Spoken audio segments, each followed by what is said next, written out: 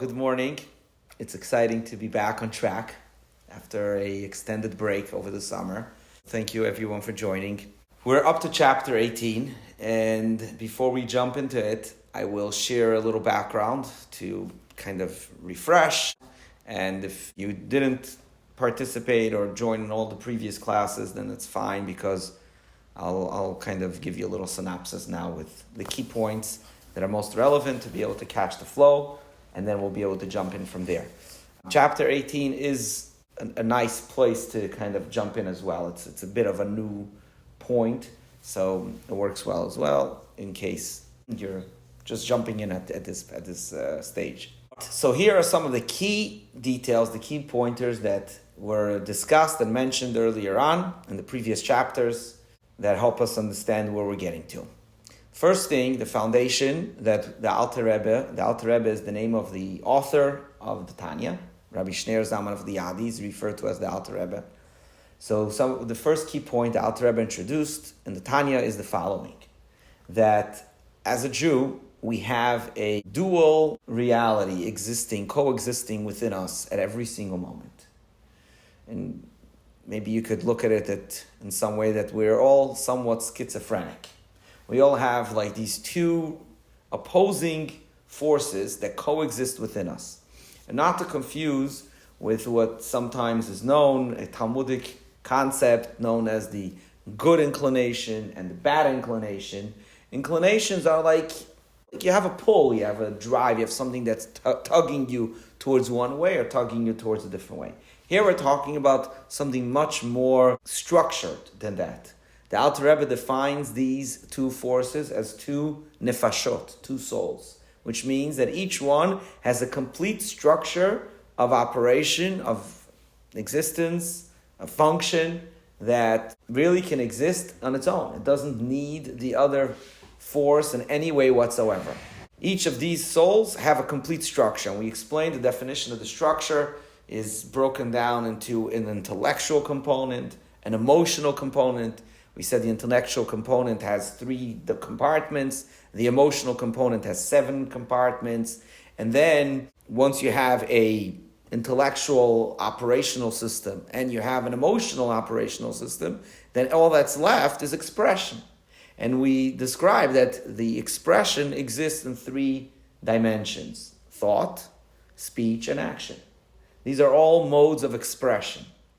They're not creating, they're not making anything new. They're just expressing something that already exists within you.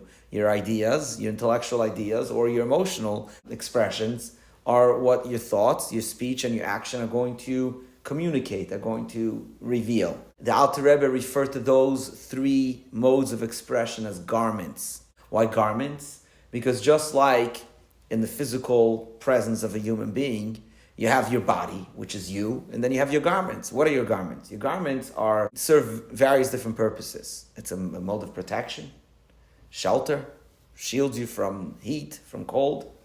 Garments are also a way to express yourself. You could show how you feel. You could show what your character is like, how you're presenting yourself.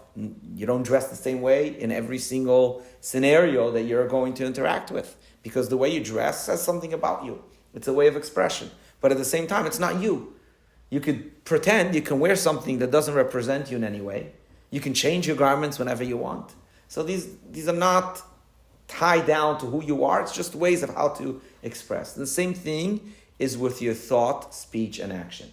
They don't define who you are, but they are expressions of your identity. You could think things that you don't believe in, that you don't agree with. You can certainly say things you don't agree with. You can even do things you don't agree with. You can do things you don't feel like. It doesn't identify who you are. It's a way to express. And you can change that anytime you want. You could say this now, tomorrow you could say the opposite. You can think this now, you can think the other way. It doesn't matter.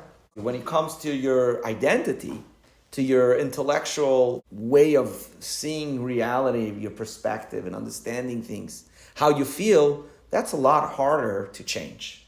If you have a certain view on how you perceive something, and to shift that, that's much more difficult. It's doable, but it's far more complex, because then you're talking about changing yourself in some way, not just changing what you're doing or how you're expressing yourself. And that was one of the fundamental elements that the Alter Rebbe explained. Why? Because when we go back to the idea of the two souls that coexist, which I neglected to share what the Alter Rebbe defined the role of each of these two souls that exist within us. One he called the animalistic soul, which is the primary soul. And then we have the secondary soul, which is the godly soul, the nefesh ha'elokit, the godly soul. What did each of these operational systems function within us? What are they there to do? Like what it sounds like. The animalistic soul is there to give us vitality, just like an animal. An animal is alive. In order for an animal to live, it needs to have a soul that invigorates it and gives it the intellectual capabilities, the emotional desires to be able to remain alive, to fend for itself, to fulfill whatever it is that the animal fulfills. The same thing in the human level, obviously more elevated, more upgraded than an animal, but the same thing. The animal soul, what it does to us, it's the force of life that God put within us, that gives our body, our physical body, the flesh and bones, the vigor that it needs to be able to remain alive. And its intellectual components and emotional aspects are all there to be able to be self-sufficient, self-preserving, and to stay alive and just function. It's all about looking out for ourself to exist and be what we want to be. That's the animal soul. But then there's a godly soul. The godly soul has the same structure of the full system of operation, except that it's godly. What does it mean it's godly? Meaning that soul also can invigorate our body differently than the animal soul does, but it also has the ability to do that. But its entire function is all godly, which means it's all about selflessness. Because godliness, if you want to define godliness in a simple term, means it's not about me. That's what godliness means. It's not about me. It's about something greater, something bigger. It's beyond me. So the godly soul is constantly striving to go beyond ourselves and reach into something deeper, something more meaningful. It's not about me, what I want, what I like, what makes me feel good, what makes me feel stronger. There's something bigger in the picture. So that's the godly soul. And these two forces coexist within us at every moment of our life. So in case you wondered why sometimes you're like really interested in a good steak or you're pursuing something very materialistic, and then like a moment later you're like, I just want something more spiritual, and you like wonder like what's going on with me? Like, am I normal? Am I healthy? Like, what's happening? Like, can I not like be consistent? Who am I? Like, am I the person who is just interested in a spiritual, enriching experience, or am I the person who just wants to have another good day, have a fun time, materialistically? And the answer is you're both. Because within you, these two realities exist at every moment. And then the Alter Rebbe explained that they're battling. Why are they battling? Because although they each have their own independent operational system, the structure, but when it comes to expressing their operation, there's only one body they can use. There's only one mouth to speak.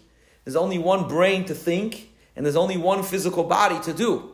So they're each struggling for power. Who is going to control the tools, the garments that are going to do? So in other words, my godly soul wants to possess my brain to think godly ideas, selfless ideas.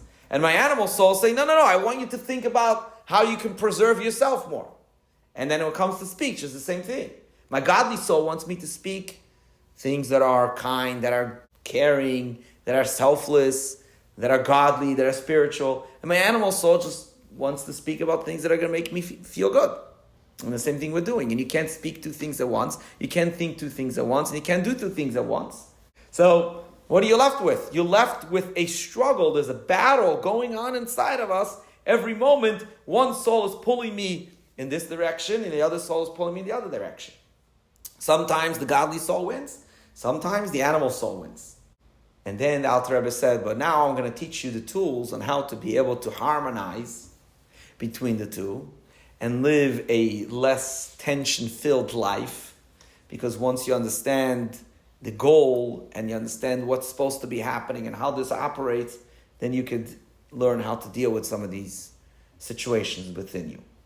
And ultimately, the purpose, the goal of what we're trying to get to is to be able to balance and give the godly soul the opportunity, the ability to rule as often as possible, which doesn't mean that I stop living a physical life, because the godly soul still needs the animal soul to invigorate the physical body. But it means that the godly soul becomes in charge to call the shots, what kind of thoughts, speech, and action are going to go through me. We're not trying to change the animal soul necessarily. We're not trying to somehow make the animal soul become selfless. That's a big job. That's for what we call a tzaddik. But for most of us, we're just Beinoni. We're just intermediate. We're in the betweeners. We're not tzaddik. Tzaddik is like the animal soul's been totally conquered. He's all godly. I don't know. That's for a different reality, for a different type of people.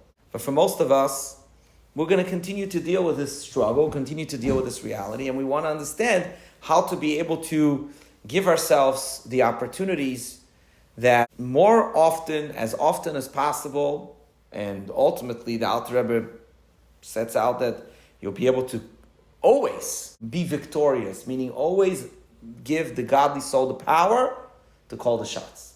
So everything that you do, even the physical activities that you do, are all going to be godly driven. You're still going to eat, you're still going to sleep, you're still going to go on vacation and do all the things you need to do for your physical health and well-being, but they're all going to be godly driven. So we went through various different exercises and ideas, and can't go through all of them right now, but you're welcome to tune into the Spotify channel and you can listen to all previous 17 episodes to catch up in more depth. But in the meantime, I'm just going to share one final point that leads into the chapter that we're going to discuss today. One of the things that Alter Rebbe shared is that it's important to be honest and to know, to set our expectations right. Not to expect something that is out of reach and then become disappointed. So the expectation that we're setting is that what we're trying to accomplish is literally just to make sure that the garments, the expressions, the thought, speech, and action are going to be driven and guided exclusively by the godly soul. We're not trying to change the way our emotions and intellect of the animal soul. That's fine. Which means, practically, if you identify that you have, let's say, emotions that are inappropriate, they're very selfish, very self-centered, and maybe you're even ashamed of that in some way. Or you're like, oh, why am I feeling like this about somebody else? Don't worry about it. Don't think about it right now. It's okay. You're normal, you're good. It's okay. That's not a problem. We're just not going to allow for the mind to become filled with that thought. We're not going to speak by those emotions. We're not going to do things by those emotions. I feel that I'm a little hypocritic because I feel a certain way and I'm telling somebody something differently and it's not so honest. I said, no, it is honest. You're speaking from your godly soul. But my animal soul doesn't feel that way. That's okay. It's okay. We can deal with that. We can live with that. Now, the problem is that eventually this is going to start catching up with us. Because if we're constantly doing things that we don't really feel like doing, eventually the rubber band is going to snap. How long can you keep doing things that you don't really feel that you're there? And it's not honest. And you feel like you're not buying into it. You don't understand it that way. And you don't emotionally feel that way because you're more in tune with your animal soul than your godly soul. Or you're feeling the tension in a more expressive way. So you're following the godly soul, but you're not feeling good about it. So the Alter Rebbe said, true, that's a problem. So what we need to do is we need to try to find ways to inspire the animal soul as well. We're not changing it, but we're trying to inspire it. And he gave us some various different meditative exercises that we can apply to try to influence the animal soul to appreciate from its perspective, from its vantage point, how following the godly channel, the godly path, make sense even from the animal soul's perspective. And that hopefully could tone down a little bit the passion of the animal soul and its selfishness versus being more selfless, more godly. And then the Alter Rebbe went on to say, what if these exercises are not working? So he gave another suggestion. Now when it comes to chapter 18, we're up to the point that we're addressing the individual that says, it's still not working. It's still not working. I tried everything you suggested and it's just not going. It's not going. My animal soul is tough as a lion. It's still roaring. It's a loud, ugly sound. And, I'm continuing to try to do the right things, thinking positive and speaking positive and doing right. But inside, it's starting to get really rough. And the tension is building up and I'm struggling. And I can't do this. You gave me ideas of exercises to do, and I tried them, but it's not working. It's not working for me. So what do I do now? So that's chapter 18. Okay, that's where we're up to. So, comes chapter 18. The Alter Rebbe says, let me remind you. You say it's not working, okay? Let me remind you a phrase, a passage from the Torah, that we began this discussion with in the first place. In fact, in what's called the Sharblat, which is like the cover page of the Tanya, where the Alter Rebbe summarizes in one sentence or one paragraph the goal of what the Tanya is set to accomplish. He quoted a passage from the Torah, which is actually in this week's Torah portion, that says, Ki karov eilecha hadavar me'od beficha ubilvavcha lasoto, which means this thing is very near to you to do, in your mouth and in your heart to do. It's very near, meaning it's very reachable, it's very accessible, it's very doable. That's the passage in the Torah. And the Alter Rebbe wrote in his opening statement, it says, the purpose of the Tanya is to explain how is it so accessible? How is it so near? The Torah says it's so easy. Right? Like that easy button they have at Staples? Easy. It's so easy. Just push the button and you're doing what you're supposed to do. It's so easy. That's what the Torah says. And the Alter Rebbe says, I'm going to write a book, 53 chapters, to explain how is it so easy. So in chapter 18, when you went through already 17 sessions and you're coming back to almost square one saying, but Rebbe, it's not working. It's not working. What do I do now? He says, let's remember, it's very easy. So if you're not yet feeling that it's easy, let me explain to you how accessible. The truth is I should take that word back. It doesn't say anywhere that it's easy. He says accessible. So I should be more consistent with the terminology. It's important. So let me explain to you how it's so accessible.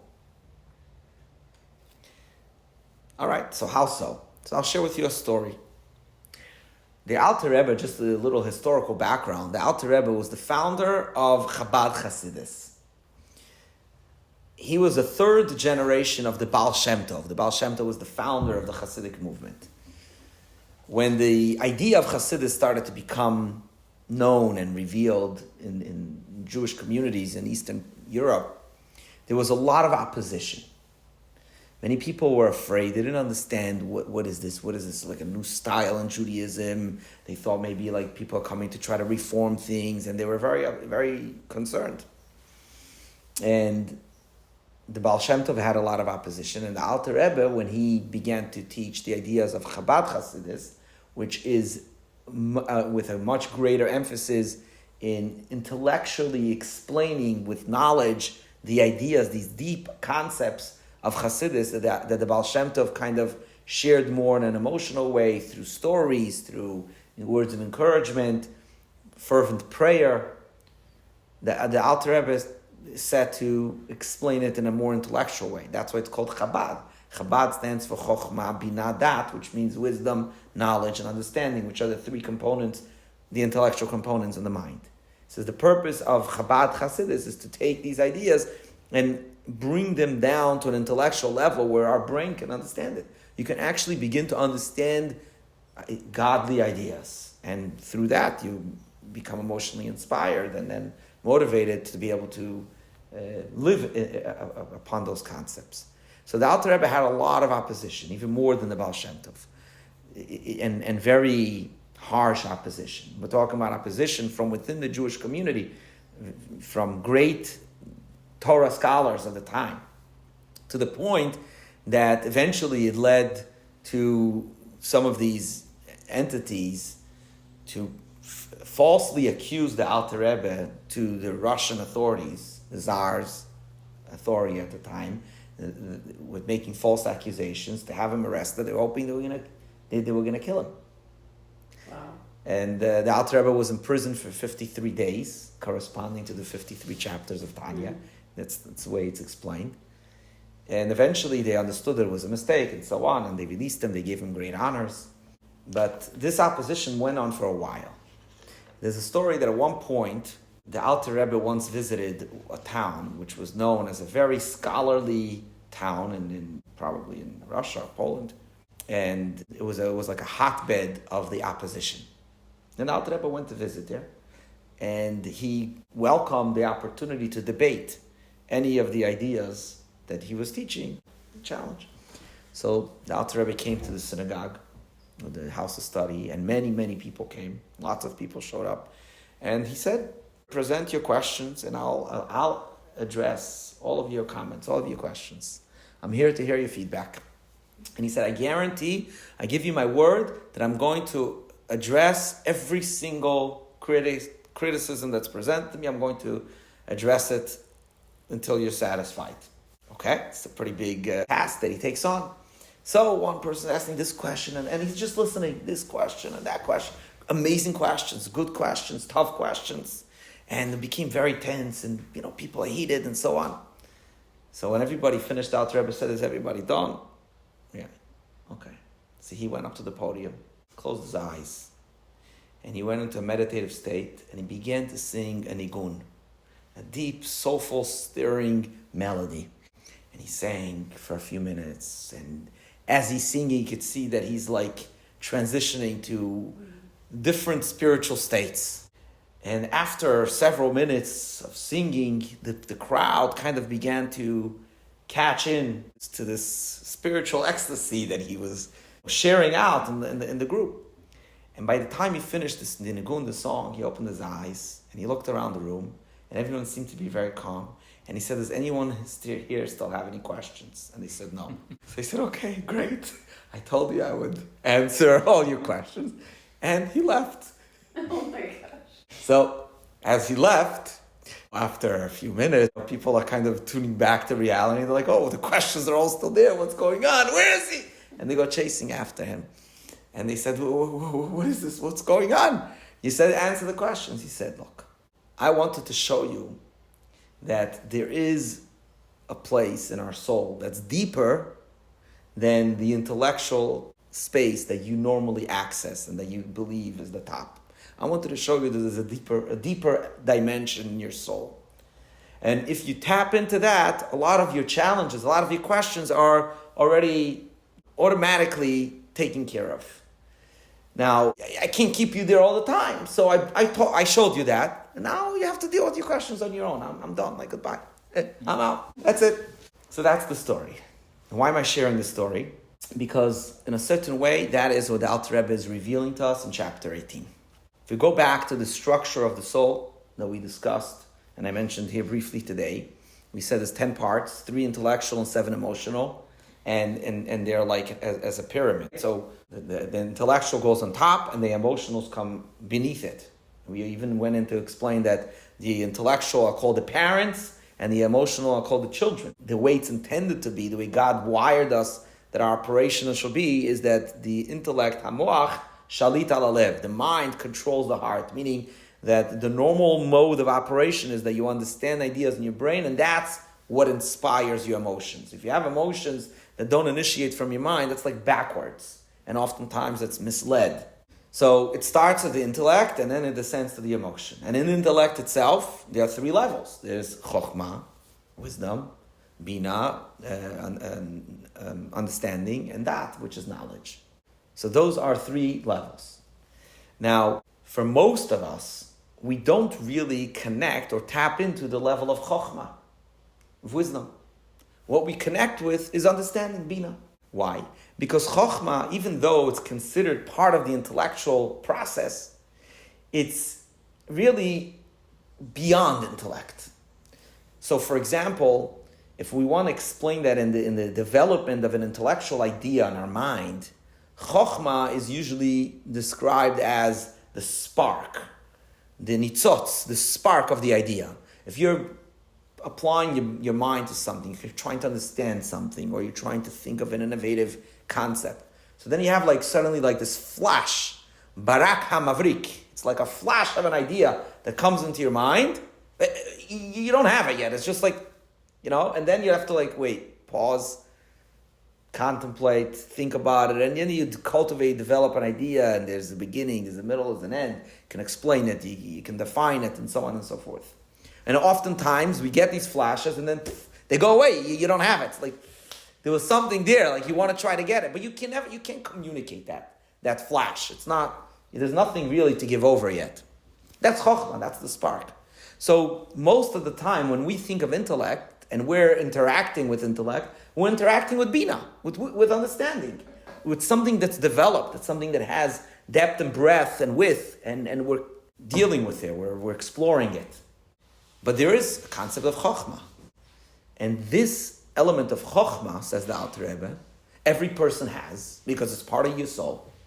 It's the first development of any form of expression, of structure within your soul. So you have it, but it's somewhat distant, it's somewhat removed from your reality. And that's why the Hebrew word for chokhmah, which is spelled with 4 letters, chet, chaf, mem, hey, can also, if you scramble the letters a bit, it becomes koach, kaf, chet, koach, ma, mem, hey. Koach ma means the strength of what? What does it mean, the strength of what? Means it's strength, but I don't know of what. I don't have any substance. I don't have anything tangible that I can identify it as, that I can describe it as. It's somewhat abstract. It's a power, but it's a power that I don't know. I don't know how to define it. That's why it's called chokhmah, because it's koach ma. It's the power of what? I don't know how to define it. It's beyond my capability of definition. It's there, I have it, but it's bigger than me. What is that? Practically. What does that look like in a Jew? So you know what that looks like in a Jew? The Alter Rebbe defines it. He said that looks like in a Jew when you have a moment of deep Jewish identity, Jewish revelation that comes out of nowhere, that you can't explain it, that you don't know where it showed up from. That's your chokhmah. It's been there. It showed up. Many of us had somewhat an experience of that after October 7th. It's like this, I don't know. I just feel my Jewish identity. I don't know why. I can't explain it.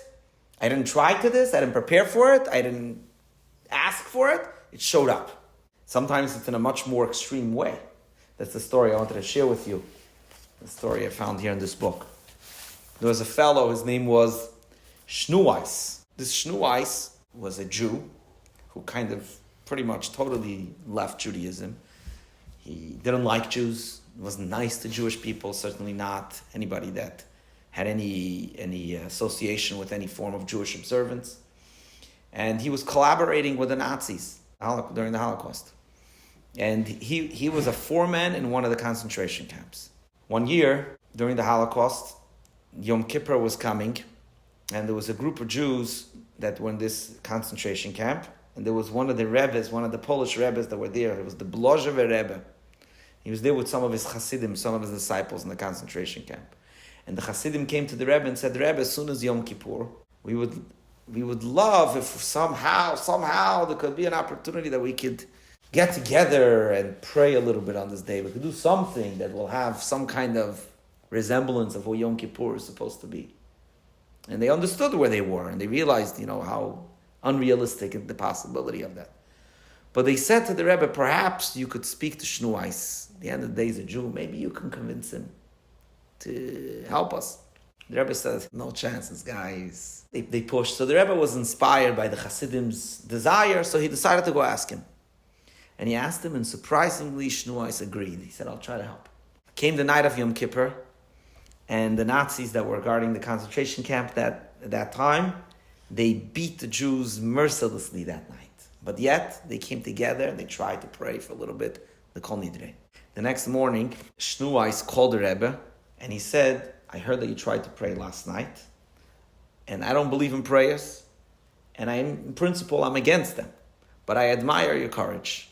What I want you to do now is I want you to bring all your Hasidim, and you're going to work in this room, in this factory, whatever it was. You guys are going to come here, and I'm going to give you work to do today. What did he do? He gave them dry rags to wipe the windows. He understood that was some type of task that doesn't violate the prohibitions of the day, because it's dry, and at least this way, this will be the Yom Kippur. So the Hasidim came with the Rebbe, and they were grateful, and they were wiping with the dry rags. Suddenly, middle of the day, 2 Nazi guards stormed into the room with a cart filled with food, and they said, everybody here has to eat lunch now. They knew what they were doing. It was very intentional, their hatred. Suddenly, the Hasidim were shocked. Shnuais, this guy, got up in his full posture, tall man, got up in front of the guards, and he said, today is Yom Kippur, and we Jews don't eat on Yom Kippur. The guard said, in the name of the Reich, we order that everybody here is going to eat right now, or we're going to kill you. And he again responded calmly, confidence, today is Yom Kippur, and we Jews don't eat on Yom Kippur. They said, if they don't eat, you're going to get shot. And he repeated again the same thing. And suddenly they heard 2 shots fired, and Shnuais died right there. He was killed. This was the man that his life was against Jews. He didn't care about Judaism. And he died as a Jew, not to violate the day of Yom Kippur. Where does that come from? Where does that come from? Doesn't make any sense. That's the Chokhmah. That's the Chokhmah. It's there. Most of the time, we don't interact with it. It's not like something that we have accessible on a regular basis, or we're not in touch with it on a regular basis. That's the Chokhmah. Once in a while, something triggers, it comes to the forefront.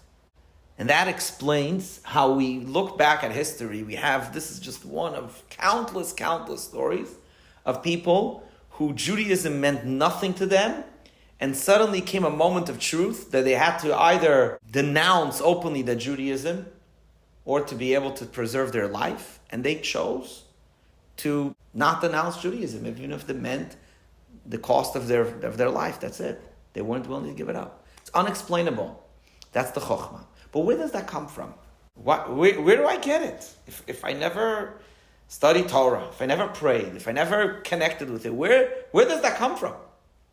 So sorry, you have a comment? Go ahead. I was just going to say the logical me would say, well, we're an insular community for thousands of years, and so whether people are, to the nines observant, these things are passed down. This identity is passed down, and it's somewhat of a closed community. So it's kind of just becomes the inside. It's a great thought, and you're on the right path. You're on the right line. The detail that I would disagree with somewhat is the idea that you're saying that we're a closed community, meaning there is an element of closed communityness in Judaism, in the Jewish people. But that's not necessarily the case for all Jews everywhere. True. And now especially, and historically. And yet, even among those Jews, this still exists. And the question is, where does it come from? And here's a very beautiful idea, a beautiful answer. This doesn't come from our own effort. It's something that we inherit. That's why I say that you're on the right track. Something that we inherit. Fascinating thing. You ever thought of why in Judaism we refer to the founders of Judaism as fathers and mothers? Very strange. I know that in America we call them the founding fathers as well, but Why do we refer to Abraham, Isaac, and Jacob, Sarah, Rivka, Rachel, Leah, right? The founders of Judaism. Why do we call them the Avot and Imahot, the fathers and the mothers? No, genetically our parents. It's true, but I mean, it's like so many generations away, right? So like, why is that the term? I mean, there's a lot more about them that is meaningful other than a genetic factor that it's a father or a mother. Leaders, rabbis, scholars, mentors. I don't know, there's like so many different terms. Father, mother, like it's a technicality. So like being a father or a mother is a big deal, but it's like a technical thing. It doesn't necessarily take a lot to be a father or a mother. To be a good father or a good mother, that takes a lot. But technically, to have a child, okay, whatever. So is that really like the top title that we want to apply? Abraham, and Sarah, they were incredible visionaries, founders, pioneers, leaders. A father and a mother, that's all we can give to them? That's all we want to refer to them as?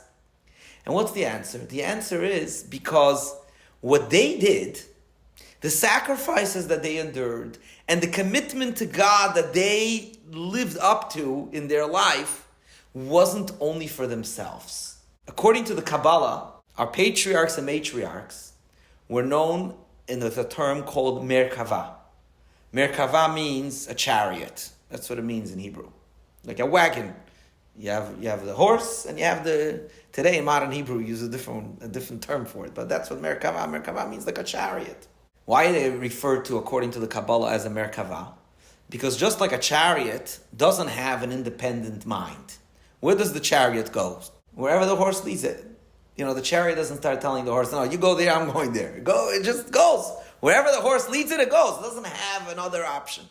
So somebody who's so committed to God that just follows, no questions asked, that's the level of Merkava. The Avot and Imahot, the patriarchs and matriarchs of the Jewish people, are in the degree of connection and commitment to God in the state of Merkava. And that feat that they reached, that accomplishment that they achieved, was not just for themselves. They did it for all the future generations of the Jewish people. What does that mean? That means that a little part of that complete, total surrender to God, they passed down genetically in the Jewish DNA to every future Jew that will be. So if you do, what is it called, 21andMe, 23andMe, what do they call it? Or Ancestry. Yeah, Ancestry. We find a Jewish DNA, you should be able to track that. I don't know if they have the ability. The Abraham gene, I don't know. I did that, and they gave me you are 50% Jewish Ashkenazi, 49.5% Jewish Sephardic. Okay, well, that's a pretty perfect balance, almost. You're a little more Ashkenazi. Yeah. It's so weird. Other people just show them where they're... Yeah, 100%. Yeah. It's weird that it is a Jewish gene. And then I think it goes back to the fathers and mothers. Right. So imagine if they can detect this DNA marker, which is the absolute connection to God that you can't break away from. That is a genetically passed down, you call it the Yerusha. It's an inherited gene that you didn't earn it, you didn't work for it, you didn't try to develop it. It comes with the territory, as they say. You're born a Jew, you have it. It's in your soul. And sometimes in your life, things could happen, certain experiences that will trigger that gene to come out to the forefront. Normally, it's kind of behind the scenes. It doesn't really affect you. But if a button is pushed and that pops out, that's it. There's no turning back.